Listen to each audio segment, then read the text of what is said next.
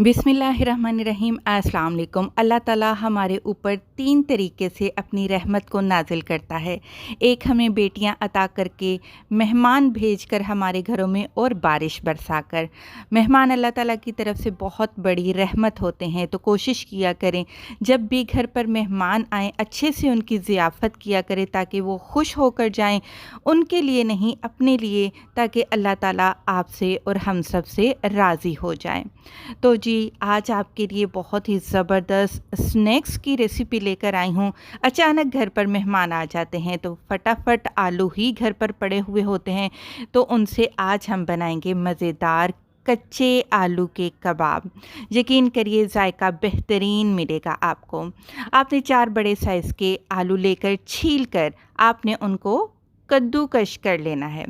देखिए, कद्दूकश किए हुए कबाब में और उबले हुए आलू के कबाब में बहुत ज़्यादा फ़र्क होता है। इनका टेस्ट बहुत ज़्यादा डिफरेंट होता है।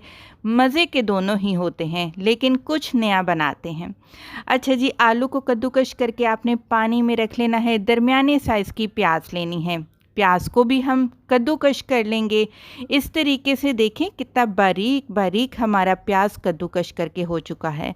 इसका पानी निचोड़ लीजिएगा। पानी हमने निकाल लिया है प्याज का। अच्छा जी, अब क्या करना है आपने आपने जी जो कद्दूकश करके आलू रखे थे ना, आपने पानी अच्छे से निचोड़ लेना है और एक प्याले में आपने सारे के सारे आलू डालते जाना है। इसके बाद हम इसमें डाल देंगे थोड़े से पुदीने के पत्ते, बारीक कटे हुए पुदीने के पत्ते, थोड़े से बारीक कटे हुए धनिया के पत्ते शामिल कर देंगे। नमक 1 छोटा चम्मच आपने जायके के मुताबिक डाल लीजिएगा। 2 छोटे चम्मच कुटी लाल मिर्च का इस्तेमाल किया है। आप चाहें तो लाल मिर्च का पाउडर भी इस्तेमाल कर सकते हैं।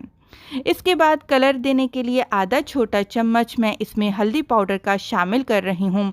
2 छोटे चम्मच धनिया पाउडर या फिर कुटा हुआ धनिया भी आप इस्तेमाल कर सकते हैं खुशबू के लिए। आधा छोटा चम्मच काली मिर्च का पाउडर मैंने इसमें शामिल किया है। 3 अदद दरमियाने साइज़ की बारीक कटी हुई तीखी वाली हरी मिर्चें शामिल कर दी हैं। कद्दूकश किया हुआ प्याज भी मैंने इसमें डाल दिया है। अब कबाब फ्राई होने के टाइम टूटे नहीं, तो उसके लिए बाइंडिंग के लिए हमने 1 अदद अंडा शामिल किया है। आधा छोटा कप चावल का आटा। चावल का आटा हमारे जो कबाब हैं उनको क्रिस्पी बनाएगा। और ये 2 खाने के चम्मच भरकर कॉर्नफ्लोर का हमने इसमें इस्तेमाल किया है।